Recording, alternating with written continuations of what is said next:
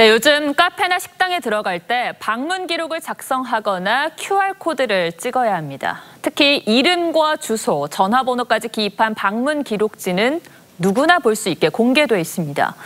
방역을 위해서라지만 혹시 내 개인정보가 유출되지는 않을까 걱정이 되기도 하죠. 오늘의 포커스는 코로나 시대 개인정보 보호에 맞춰봤습니다. 서울의 한 식당.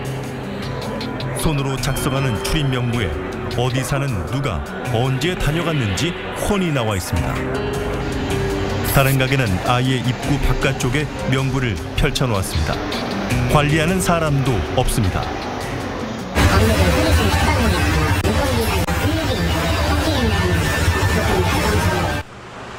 정부의 출입자 명부 관리 규정은 이렇습니다. 명부를 쓸 땐 다른 사람의 개인정보를 볼 수 없도록 가림막 등으로 가려야 하고, 작성된 명부는 잠금 장치가 있는 장소에 별도 보관해야 합니다. 하지만 이 규정대로 지키는 식당은 거의 없습니다.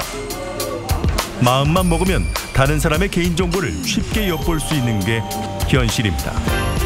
자기 정보만 쓰는 게 아니고 다른 사람 정보도 같이 적혀 있다 보니까 이제 개인 정보의 유출 가능성이 크다고 생각이 들고요. 이게 어떻게 관리가 되고 또 폐기가 되는지에 대해서는 약간의 의구심은 있죠. 명부는 4주가 지나면 파쇄하거나 소각해야 합니다. 이를 위반하면 최대 5년 이하의 징역 또는 5천만 원 이하의 벌금에 처해질 수 있습니다. 하지만 업주들은 폐기도 쉽지 않다고 말합니다.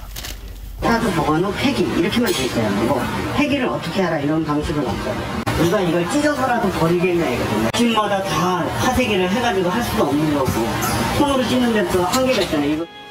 QR코드 방식의 전자 출입 명부는 어떨까? QR코드가 동선 같은 것도 다 수집되고 제가 어디 방문되는지 다 조회가 되다 보니까 개인정보 수집에 대해서는 좀 우려되는 부분이 있습니다. 암호화된 일회용 QR코드를 사용하고 개인정보를 사회보장정보원 서버와 네이버 등에 나눠서 보관하다가 질병관리본부가 요청하면 두 기관의 정보를 결합해 확진자의 동선을 파악합니다. QR코드를 찍어서 생긴 개인정보는 4주가 지나면 자동으로 서버에서 지워진다는 게 정부의 설명입니다. 하지만 전문가들은 아직 보완할 부분이 있다고 지적합니다. 국민들 입장에서는 그 정보가 제대로 폐기되는지 여부는 확인할 방법이 여태까지는 없었단 말이죠. 정부 당국에서는 그 수집된 정보가 어떻게 활용됐고 안전하게 폐기됐다는 걸 좀 투명하게 공개할 그럴 필요는 있어 보입니다. 코로나19와 맞서기 위해 불가피하게 모으는 개인정보. 범죄에 이용된다면 코로나보다 더 큰 피해를 낳을 수도 있는 만큼 철저한 관리가 필요합니다. 뉴스7 포커스였습니다.